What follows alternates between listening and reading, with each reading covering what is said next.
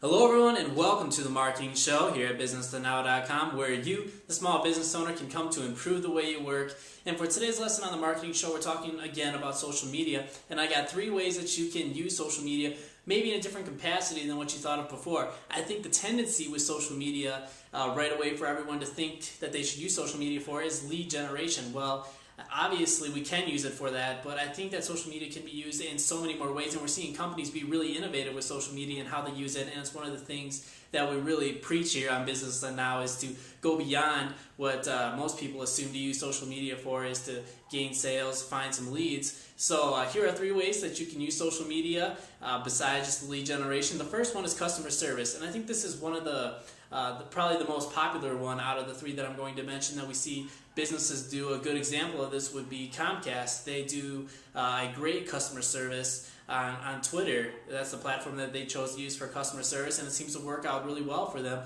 And one of the reasons why you might want to consider using social media for customer service is because it's going to be cheaper. It's a lot cheaper than hiring people to answer phones for you, and it's something that can be done in your free time here and there throughout the day. You don't have to be on the phone getting back to people right away. If you answer it within 24 hours, you know what, your customers, your potential customer, is going to be happy with that. And I think that there's more of a comfort feeling there to use social media because there's less pressure there. You know, so many people now are hesitant to pick up the phone and give a call, or to, take time to type out an email because we think that we're interrupting the other people. But now with social media, there's more of a comfort factor there that we can just send them a quick question about their product, about their service, and they're going to get back to us in a timely manner. And most of the time with customer service, that's what it is. It's just a quick question.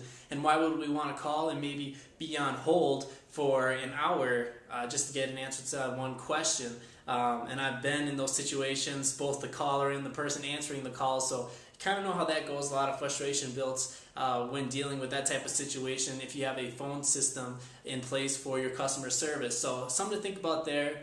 But before you go into that customer service aspect, think about your audience, think about your customer that you're trying to attract, your current customers that you have.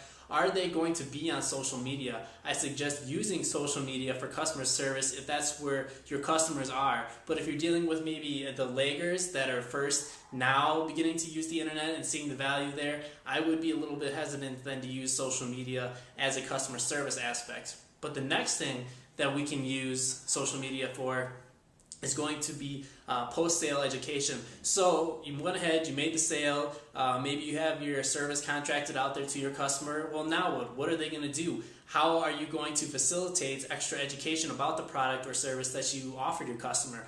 And I think the tendency right away is to offer that through your website, but I think more people are looking to engage with other people that have your products, that use your services. So why not put them on a social media platform like a Facebook would be a great place for you to do that post-sale education, to post how-to videos, to inspire a little Q&A that your customers can get together and answer one another's questions. And again, that transfers back to the customer service aspect. If you enlist your customers through that Q&A aspect, well, then that takes some of the pressure off of you and having to deal with those quick questions. So a lot of benefits there when you're thinking about post-sale education and using social media in that way, and really getting your customers in one area and really teaming up to have success with your product or service. So think about that, a post-sale education. You may be using social media to place some of your how-to videos, whatever it might be that you're doing to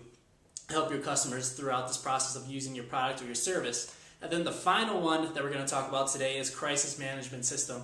We can do this on social media. I would think most of us would have experienced a negative comment or a negative review about our business at some point or another with our small business. So when that comes about, how are we going to be proactive about it? Because we already know that's what we have to do. We have to be proactive and fight these negative comments that people are throwing at us, because that's what our customers want to see. They want to see us defending our business and taking action upon maybe a mistake that happened.